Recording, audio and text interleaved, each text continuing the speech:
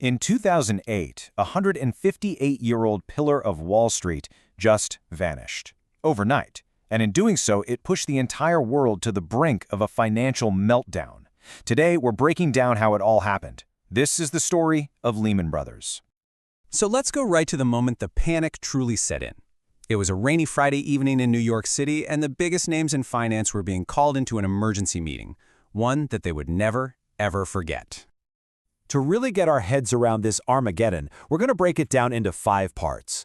We'll start with the final countdown, then look at the recipe for disaster, the frantic search for an escape, the massive global shockwave, and finally, the big question that still hangs over us today. Okay, let's dive right into those final 72 hours. The date, September 12, 2008. Lehman Brothers, this institution that's been around for 158 years, is literally hemorrhaging cash. And right then, the U.S. government drops an absolute bombshell. And the message from the government? It was crystal clear. Treasury Secretary Hank Paulson looked at all the top CEOs and basically said, there will be no government bailout. You guys, the private sector, you have to figure this out and save Lehman, and you have to do it by Monday morning. The clock was officially ticking.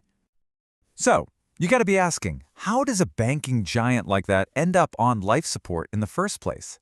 How did it get this bad? Well, let's rewind a bit and look at the key ingredients that cooked up this perfect storm. A big part of it started right at the top. The culture was all about aggressive, relentless risk-taking, and that was driven by its CEO, Dick Fuld. He was the guy who was completely obsessed with not just competing, but absolutely crushing his rivals. And this basically shows the financial alchemy that was at the heart of the whole crisis. See, it all started with what are called subprime mortgages. These are really risky home loans for people with shaky credit. The investment banks, like Lehman, built this incredible machine that took these risky loans, bundled thousands of them together, and then sold them off as supposedly safe, low-risk investments to people all over the world.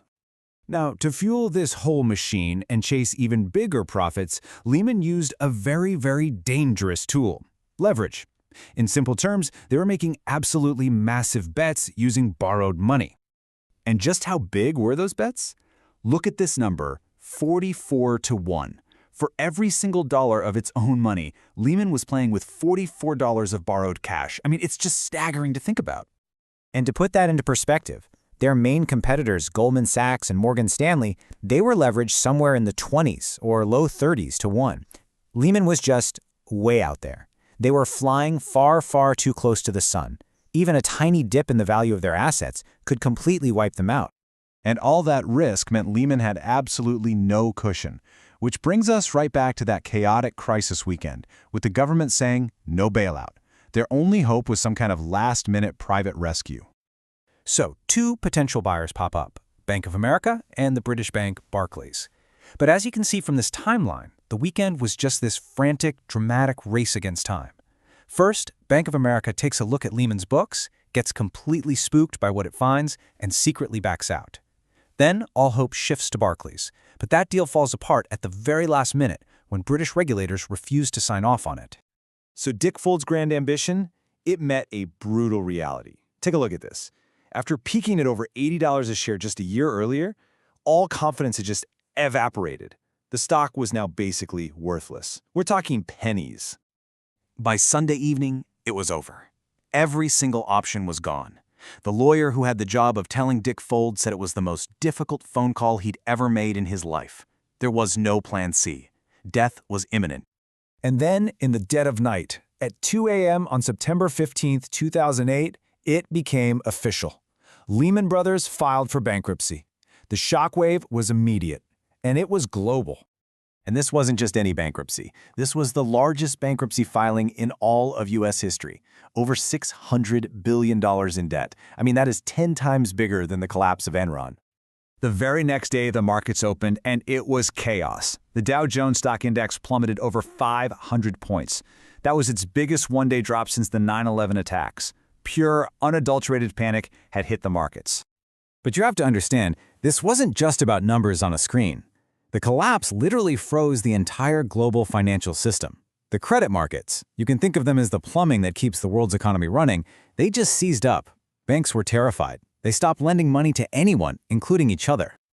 And this is why it mattered to every single one of us, Because ordinary people, folks like Mr. Tan here in Singapore, they had been sold these really complex financial products that were directly tied to Lehman.